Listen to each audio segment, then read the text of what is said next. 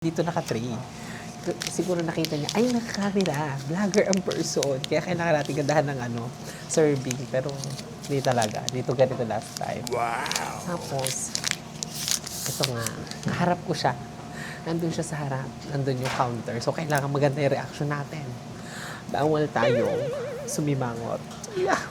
Kailangan magsinungaling tayo ng konti. Pag wala siya sa harapan natin, pwede tayong, paano ang lasa?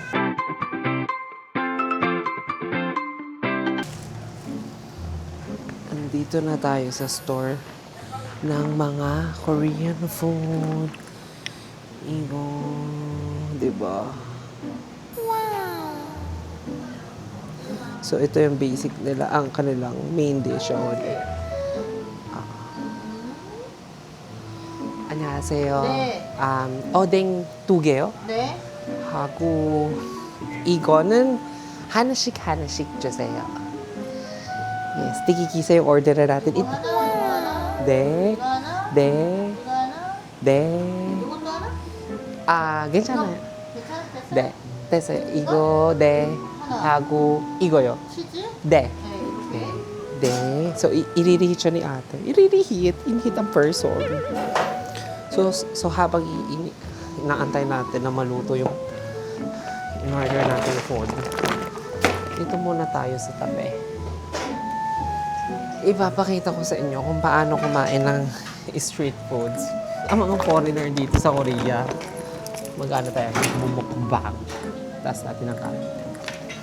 Let's mukbang it. So dito, nandito lang din siya sa Sijang. Matadaanan mo to kapag papunta ka sa market dito sa wait lang, sana nakita nyo yung cup. Sorry. Wait lang guys. Ay, hindi na siya makikita. So hanggang dito lang. Antayin lang natin, mainit yung kailangan lang din tayo dito. Kaya nga nagdala ko ng mic para madinig niyo pa rin ang boses ko kasi nakakahiya mag-ingay pa. May iba rin customer dito. Tsaka kailangan observe silence. Observe silence. Library ba yan? Parang ang Korea, isang malaking library. Bawal maingay. Igigil ako. So wait natin si ate. Update lang ako sa bebe ko. Update ko lang siya. Kailangan kita na to. Medyo matagal yung pag-iinit, pero we can wait. Wow! Ano daw? Sabi ng... ano daw? Oh my God. The time will happen. The Lord will make it happen. Wow. Yes. Sana dinig nyo ako sa mic ko. Kaya nga ako nag-mic. Para marinig nyo, pati ang ASMR ng bawat pagsubo, ng bawat pagkain. Pagkain, maka-OA. Excited na ako. Excited. So, bumili rin ako ng saging, di ba? For the healthy living. Ito na siya. Kamsahamnida. Tada! Dumating na siya. Look what? Tignan nyo ang ating food. So, I ordered this. Siyempre, hindi mawawala ang main character, ang oden. At ang mga, mga shrimp and everything. So, siyempre, bilang kaharap natin si ate, bilang kaharap natin yung may-ari ng store, bawal tayo. At ang nakakaloka sa kanya, naka-3.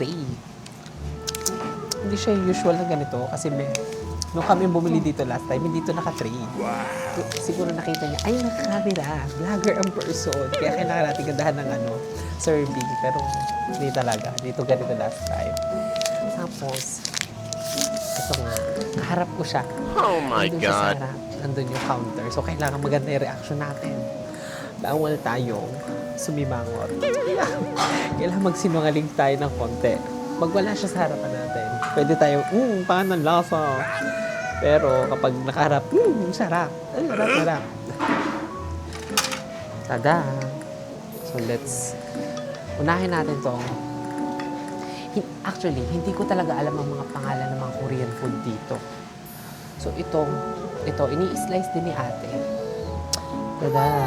ayan, sa loob niya, parang may mga sticky rice, may mga gulay na nirap sa parang, ginawa siyang ano, alam niyo yung mga kimbap.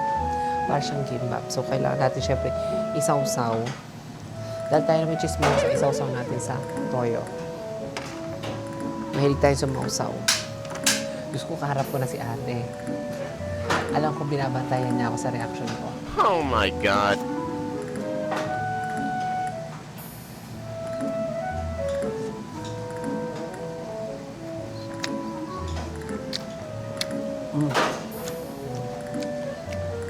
Lasa Korean food.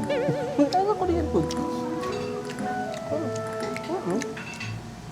Saks lang. Pero, hindi siya yung talagang, alam niyo yung mga malasa. Yung, parang ang magpapalasa talaga dito is yung toyo. And next is, ito. Try natin to. Parang shrimp yung loob niya. Diba? Ang lakas mga vlogger. Alam niyo, mga food critic. Shrimp yung nasa loob niya. Then, nilagyan lang siya ng mga breading para kaartihan ng mga Koreano. So, sausaw ulit natin. Let's see. Or let's... Ay, wait lang. Nang lalaban, buhay pa yung shrimp.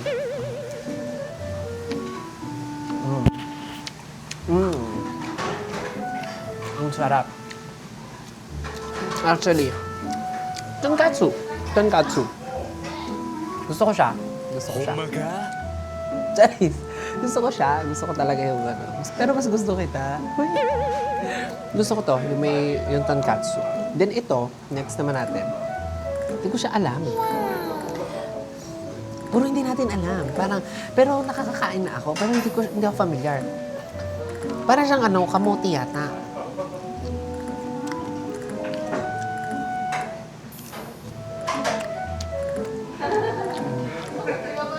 Ano yun? Para kung kumakain ng tinapay na malambot. Siguro, it's either kamote or patatas. Tapos yung mga carrots, breading lang ulit. Breading.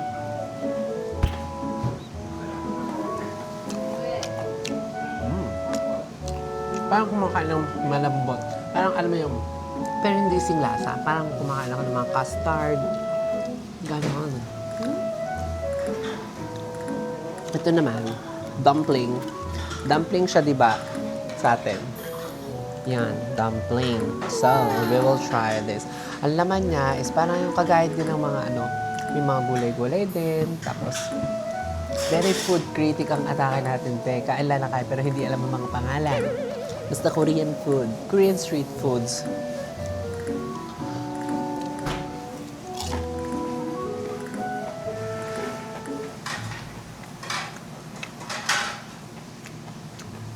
Wala rin lasa. Oh my god. Actually, may hanghang siya. May sipa siya ng hanghang. Ito, hindi siyang hanghang, be. Mahina pa naman ako sa mahanghang. Pero hindi ako pumili ng odeng na mahanghang kasi mahina ako sa hanghang. And, dito sa mga pinrito or ni-refry ni ate, lasa tikakainis, hindi ko alam ang pangalan. Pero dahil ball siya, tapos narinig kong cheese ball. Baka cheese ball to. Wow! This is the cheese ball.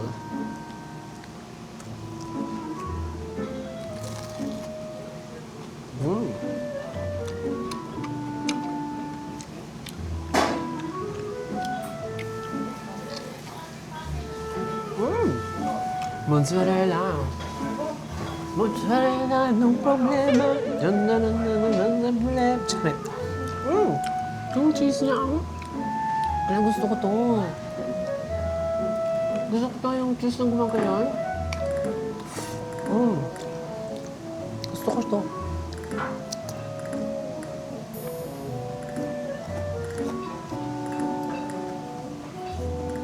Sana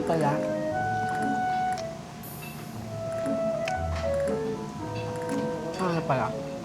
Dinamihan ko yung cheese ball. Kasi, fan ako ng cheese. I'm a big fan of cheese. Mas gusto ko siya. And, dito, bukod sa cheese ball, ang isa ko pang bet ay itong tonkatsu, itong shrimp, kahit na hindi tayo pwedeng marami niya, be, mamaya magsisitirisin tayo, be. Kasi, bawal ito sa akin. At saka yung tayo. And for the last part ng ating food vlog. Food vlog. Naging food vlogger na tayo. Ang inumin na natin ang sabaw ng arenola. Ang odeng. Nasa golden odeng tayo. Napakasosyal. Parang, di ba? Ako lang ang binigyan ni ate ng arenola. Mukha ba akong pet? Naka-arenola. So, tikman muna natin yung sabaw. Alam niyo ba, dito, pag bumili ka, pwede ka ulit humingi ng sabaw. Yung sabaw ng odeng, ang isa sa some bedsheet. Some bedsheet. This is the odeng.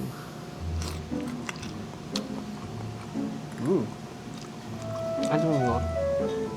Kung hindi lang ako kakain mamaya, dadamihan ko yung kain ng odeng. Kasi, gusto ko talaga ang odeng. But, kailangan kong kumain mamaya. Kaya, kailangan kong hindi dumami ang kain ngayon.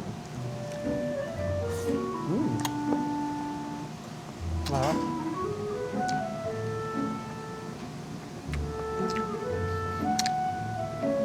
I don't know kung naririnig niyo ako. Yung reaction ko. Yung sounds ng tunog. Tunog. Sounds ng pagmuya ko. Pero, ang sarap. Ang sarap. Tsaka yung odeng pala. Alam mo, para siyang kamag-anak ng kikiam, ng gayon, ng fishball. And gawa din yata talaga to sa isda. Sarap. Gusto ko siya talaga. Gusto ko yung odeng. Hindi naman siya yung totally masarap na masarap. Pero alam mo yung swak sa panlasa. Alam mo, ito talaga yung street food dito sa Korea, ang odeng.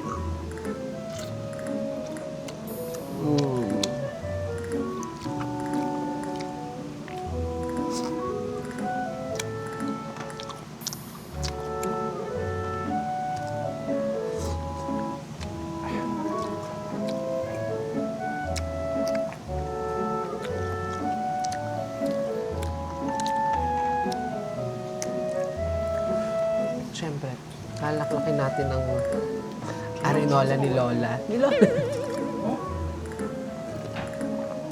Sarap. Busog na busog ako. Thank you, Lord. But guys, ayun lang. Hindi naman tayo masyadong bibili ng mga ibang street foods. Ito na lang munang part na ito para mas marami tayo maging videos in the future. So, again, guys, please follow my social media accounts. My Facebook, Instagram, TikTok, and YouTube. So, lahat po sila is Buyo Emita. And please, like, busog, bawal to sa Korean to be kind. Please like, follow, and subscribe to my channels. So, mas marami pa kayong pwedeng mapanood. So, bawal talaga dito biyang maingay. Kasi dayo tayo, tsaka observe silence. Nasa library tayo. And, I hope that you enjoy my video. Kahit hindi tayo masyadong energetic dito. So, that's all for today. Making ako. That's all for today. Have a good day. Bye-bye!